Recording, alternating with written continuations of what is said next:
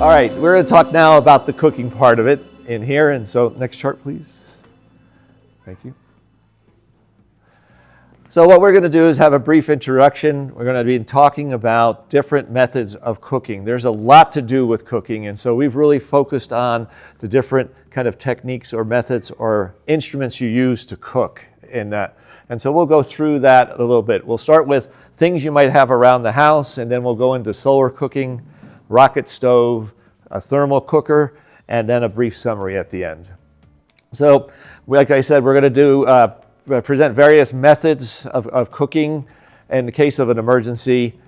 Each of these methods have their strengths and weaknesses, right? There's pros and cons, and we're not going to be recommending, what is the one that you should do, but you need to know the restrictions or the requirements of each of these to understand how to put together a good cooking plan for your family in terms of what methods you have.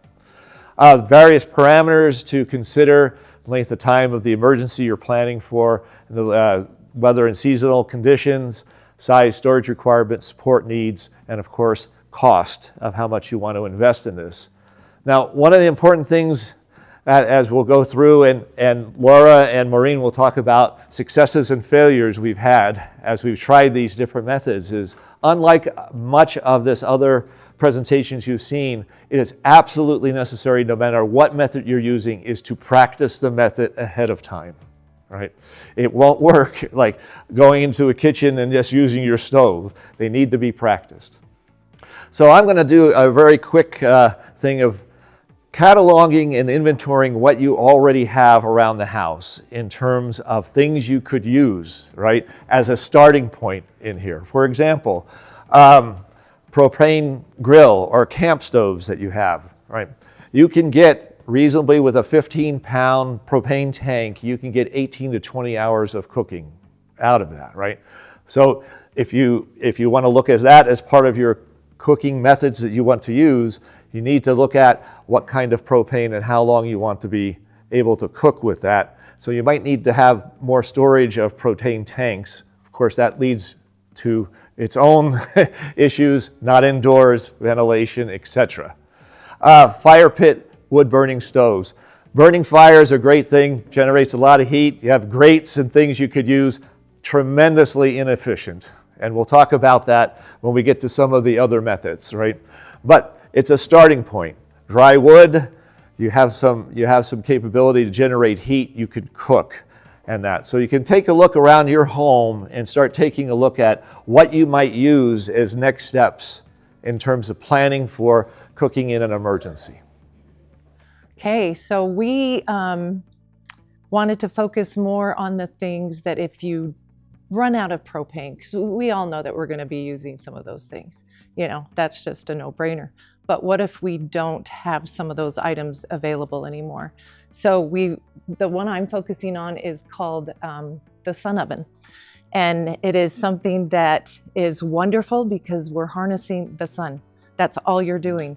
And this is wonderful because you can position it to harness and get the sun into this box. And it literally is an oven like any other oven you're going to use. It even has a basket, because in the winter you have to tip this up even more because of the position of the sun.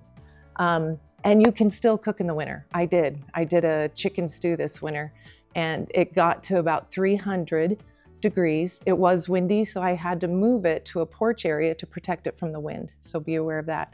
And then also, but I started a little too late in the day, because your days are shortened, so you got to start a little earlier in the winter. During the summer, spring, it is so easy. It will get up to about 400 degrees. It gets very hot. It will burn you just like a regular oven. You need mitts. You need sunglasses, because this gets very strong with the rays. But when you open it, it can burn you with the steam. So be careful. Those are just cautionary things. But I love this. I'm just so excited about it because I've had so much fun with using it. Yeah, and I know Debbie's done bread in that. In fact, we have tasters of some of the things that we did. It's such a great item for quick breads. I do a lot of quick breads like muffins. And in fact, this is a fail I'm going to show you. This is something I bought before I knew about this. And it's you know, it promoted, you had all these great reviews on Amazon. It didn't work. In fact, I was doing quick breads and thinking it's going to work. You put it in a dark, you know, pan, cover it with a lid with my little muffin tins that I had, or not muffin, but it was like small little loaf breads. It didn't really do anything. It was trying, and I did it for 45 minutes. And then as soon as I switched it to this, because I had just gotten this, it was twice the amount of time that you normally cooked it, but it just rose right up. So quick breads are pretty forgiving. So it was wonderful in being able to have it cooked. You can't really burn it too easily either. That's the other great thing. The one issue that you're gonna have too, though, is pots and pans. This isn't the same size as your house oven. So we have on our sheet, which we've got the same sheet that everybody else is gonna be sharing. I got all these pans, the right sizes, because it's about 12-inch by 12-inch by 7.5 inches to 8. So all these pans, you can tell, are specific to fitting in here. And we have on that sheet all these links, because this thing is indispensable. I know there's so many different types out there. Some are tubes, but you know what? We're all families here. We're cooking for our families. So this thing allows me to cook. This is the largest 2 pots that will fit in there. And they need to be black. It helps anyway. I know you can probably do a dark color, but the black is really what conducts the heat. And it also, you can't do glass, you can't do cast iron, too thick. You can't do ceramic ware, too thick. And these are all on the sheets. We list it all for you, what not to do and what, yes, that you can do. And then all of these things I've used in there for cooking. And you can cook almost anything for something that gets up to 400 degrees. It's amazing. So I can't think, am I missing? Oh, and important to preheat it like you do in oven. This would take like 20 to 30 minutes, sometimes quicker. When you have that hot summer day, it can go faster. And you do have on here just your temperature reading in there. You line up these little ciders, is that what they call it, to the sun. And you have to move it about every 30 minutes, 20 to 30 minutes. But I know some people have to go somewhere, so you kind of position it about, you know, a little bit ahead of the sun as it gets to it, and it still will do just fine. So it's amazing. I can't say enough about it. Yes, you can, and that's the other thing, and that's true, because and I love that we follow those 2 other segments, because this is what's going to get you to eating that and to using your water is this. Of course, if it's a cloudy day, guess what? You can't use it. So therefore, we send off to Maureen what she's been using on what we've been doing this week. And it's on the sheet too. You know what? I have to tell you that Amazon used to have them and they were like 400. Now they've gone up. You go to sunoven.com, which is on the sheet. It's 549. But guess what? Right now in Springville, there's on this Facebook marketplace, it's $300. Somebody that never opened it, used it. It has a big roaster. So just know you can get these on Facebook Marketplace. A couple of weeks ago, there were 2 others. And I've seen them for $350, $300, and even lower. So be aware they're worth the investment, because you don't want my fail of $105. It doesn't work. They are available on Amazon again. Okay, so this is a rocket stove. Now the basis of a rocket stove consists of a vertical combustion chamber. So it's all designed to go up. This is the most efficient way to cook food, even though there's other type of things, but this concentrates the heat, and this can boil water, a big pot of water, in about 8 minutes or so. So how this works is, well, I guess I'll come back here. So this model is, there are many different types of rocket stoves. When you Google or look at YouTube for a rocket stove, you'll see all kinds of things, from a little tiny thing, from something you can dig in the, you can make one by digging a couple of holes in the ground. You can make it out of cinder blocks. You can buy one like this. You can weld one yourself, and they sell commercially the welded ones that are bigger and heavier. But this, I believe, is the most efficient, thanks to you guys for recommending it to me. So this is a cast iron top, and what you do is use a fire starter. So this is a homemade fire starter with dryer lint and wax stuffed into a paper towel holder, and then you fill it with wax, totally dry it, and I've sliced them up. This is what I used to start a fire. So you do something, and I liked, and also there's commercial ones that, and this whole thing would be kind of overkill, like even one of these units. You don't need that much. This over this with, you know, smashed will work really well in here. As you can see, the chamber, this is the burn chamber. It's not that big, so these worked perfectly by just shoving it in here. So the way this works is there is airflow that comes into the bottom one, and then you'll have a big flame. It all comes up the top. This model has this is just to hold the wood. So, and you would use, this is called fat wood. Maybe some of you have heard it. It's a treated small amount of wood. You can actually light this on fire, and it will be a fire starter as well. But if you run out of those or you don't have any, you go this other method. And then kind of like a campfire, you go from small to large, get your kindling going, and then put in a bigger one. I learned, one of my fails was, I thought, oh great, I'll put a 2x2 in there now that I have my kindling going. Well, it smothered the fire. It was like putting a giant log on a campfire. So I found the most ideal one is really dry wood and something about this thick, maybe a little bit thicker. You just don't want to go bigger than that. So you'll find that it really lights on fire quickly. And in just a few minutes time, you have a whole lot of heat. I invested in one of these, we did, and you can point it at any object and it'll tell the temperature. And so it comes up, it happens really quickly. So this is another thing that I bought to go in addition to it. It's called a pot skirt, and it does help to kind of even make it even more efficient. This stock pot fits right in it. This is stainless steel. It's adjustable. It fits perfectly right now, but it will also go bigger because there's other rocket stoves that you can buy that have a bigger burner. I know Laura's has a larger burner, but you can even, yeah, I don't know how it would work on that, but this can go actually a few inches bigger than this if you need. So, let's see, and I actually invested in some outdoor cooking pans because I was finding as I was using some of my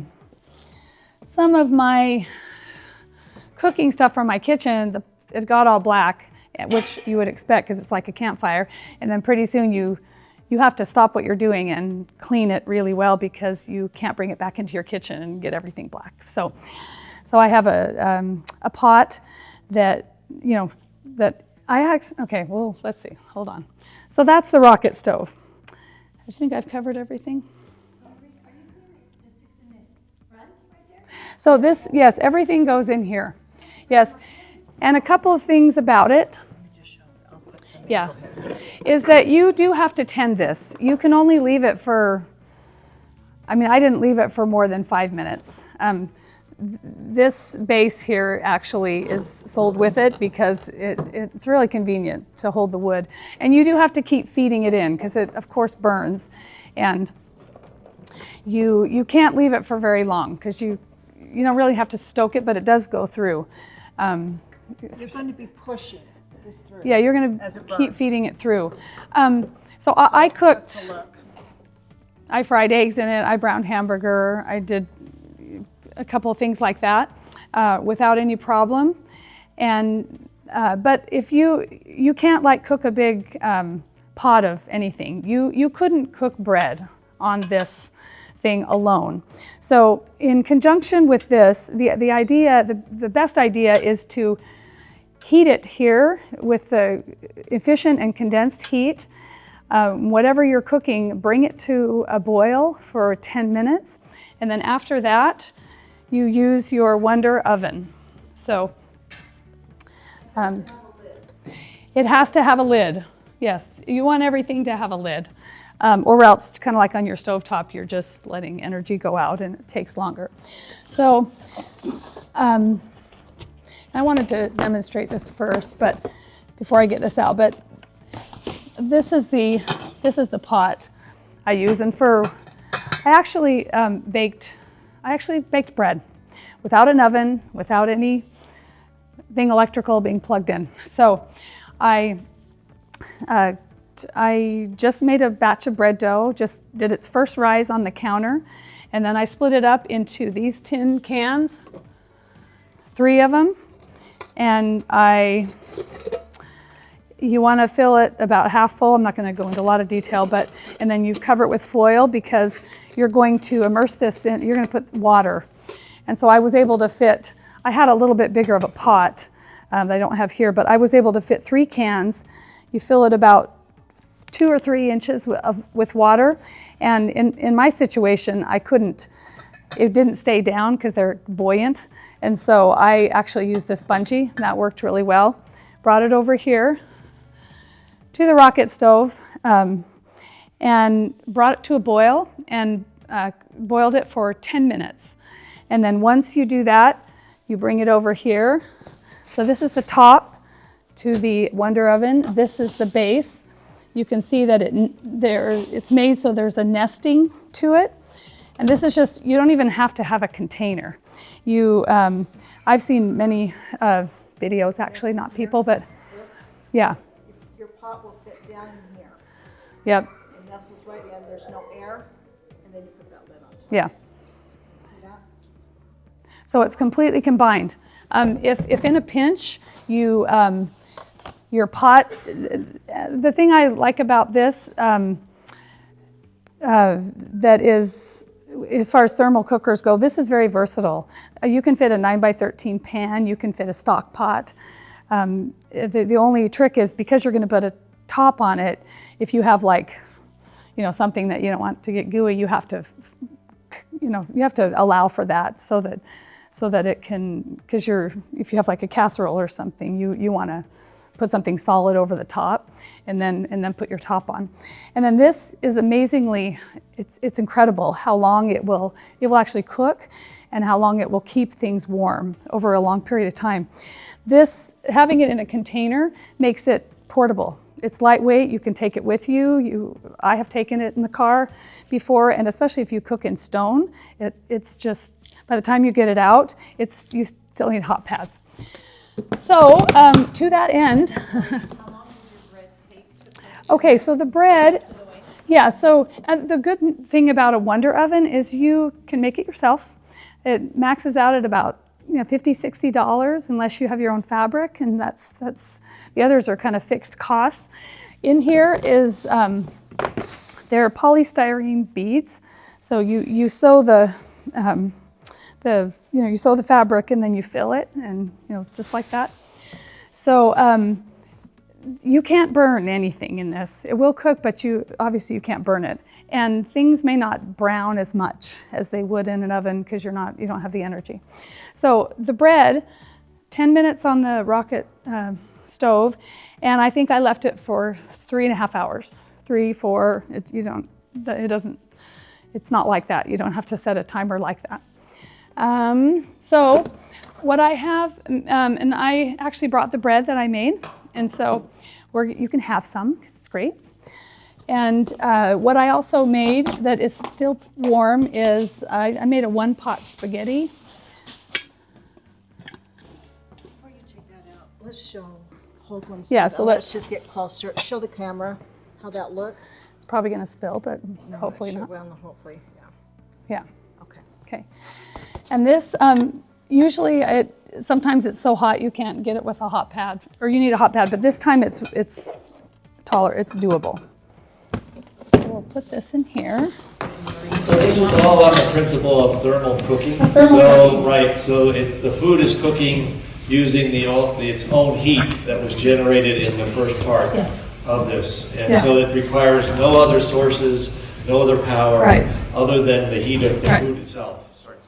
And because I like the fabric that I made out of it, and it was pretty, I put a towel in here because it got the charcoal stuff in there and that, So now Laura is going to talk about the other principle of, or the other type of cooking using the same principle of thermal. Yeah, so that's really, I mean, I know they call it a wonder oven because it is. It just keeps cooking whatever you put in there. This is the same principle, but this is on the spectrum of $80. And also it's smaller. So this is a little limiting, but it's still fairly good sized. So what it does is you need a first primary cooking source, which would be like the rocket stove. If you're using the solar sun oven, then you're fine. It does it all. But if it's a cloudy day, you're gonna jump to something else, which would be this. So this week, when it was snowing, I was cooking on this, and then and you cook for about, it was a stew, and I just threw in all my vegetables, my raw meat, everything, cooked it safely, because you have to cook it at least 15-20 minutes with meat when it's raw. And I did it for 15 because I had small chunks of chicken. And then I put it, so it just is in this pot, and there's two different sizes, which is nice. We used the smaller one because it was just a smaller portion. If I can get it out of there. And so you just, once you're finished cooking this on the stove, the rocket stove, then you immediately put it in here, and there's no source of, electrical connect or anything. You just close it, and then it cooks. I left it in there probably just over 3 hours. And, at 15 minutes, all my vegetables, which were pretty thick, were not cooked at that point. But after that amount of time, they were perfect. And it was hot. I mean, I did another thing before that, and I had left it in there overnight and just doing an experiment. And it was the the big container that I had cooked on the rocket stove, transferred it to that. So it was 9 o'clock that I stuck it in there, and then I left it till noon the next day, and it was still so piping hot I had to have oven mitts. So it really can stay hot for a long time. So it's wonderful if you need to be able to keep your food warm. And if we don't have the way to keep our food warm, just that alone is a wonderful thing. But it helps you preserve the wood use that you normally would keep feeding and using, which gets tiresome, I'll admit. But it was wonderful to just put it in here and not have to worry about it, and it cooks the rest. And I see. This one, so I did a cheat. I mean, you can see I used it because it's all, it gets all funny in the bottom. And it would if I had this on the thermal stove, but I cheated a little bit. I put this in the oven, and I was using the pot she had on there. So I didn't want to dirty it quite yet until it gets really necessary, because otherwise, you know what? I am going to be sticking it on there, because what's important is it stays in here and goes straight to that. But I did a cheat, and I kept this in the oven and kept it hot, poured everything in really quick, threw it in, because it is, I mean, you see my pot, look at that. Isn't that lovely? And it's black on the bottom. So you have to have really a set of pots and stock pots that you're going to be using for this camping type method that we're cooking. That's what I found. But I will. I mean, at some point, this is going to get dirty too, I think. But it's wonderful to have. It is awesome. And so I'm going to use this for family gatherings, and I know Debbie has. Breakfast. Oh, yeah. Put that away, and those early people that get up by first thing, there it is. And it's hot. It's hot. This is a thermal cooker. Yeah, and you know what? On our sheet, this is just, there's many different names. It's a Tayama, but there's different ones. The one thing that we kind of forgot to mention is just a way to grind your grains. So I've done oatmeal in this, I've done rice in this, I've done wheat. So this is wonderful if you have power. It is like an airplane motor noise. It is so loud, but it is fabulous when you have electricity. If you do not, you know, and there's several different types. I know I have mine on a little link. And then this is, which I've never had to use yet, but it's a grinder. And I know the Ogdens have the same one. So this is a hand grinder. And then also we found this, and there'll be a link to this. This is for cooking. It is a recipe book that is so wonderful. So if you want to make quiche, on the left side is with fresh ingredients. On the right side is all shelf stable, no fresh ingredients, and how to make it. And it's hard to find recipes. I mean, I'm creating some of my own, but this book was phenomenal to find some ways to use your shelf stable besides some of the 4 recipes that you might have. So it's really cool. But we have all links to all of these things for you. And also the thermal cookers, they will also keep things cold. I don't know about that. I'm sure it'll keep things cold just as much as it insulates for the heat. Which might be an issue in the future if we ever, well, we've already had that issue, haven't we? With electricity and losing our fridge items. But I think, oh, now we got to turn it over to Ed. Yeah, we are probably way over our 15 minutes. Yeah, I'm sure we are. But wasn't that wonderful? And think of the tasters you're going to get. Right, thank you. Just very quickly, we went through several methods. We do have copies of the view graphs. So if somebody wants to take home a copy of the view graphs, it has the pertinent information. The write-up will have more of the links and all the references that we have here. And so as we went through this, you can see each one of these have their pluses and minuses. They have their strengths and weaknesses. You know, just as a personal thing, you know, you wouldn't go wrong by looking at something for solar cooking, the rocket stove, and then a thermal cooker as a beginning point for planning for cooking in an emergency conditions. So that's all we have. That's all we have.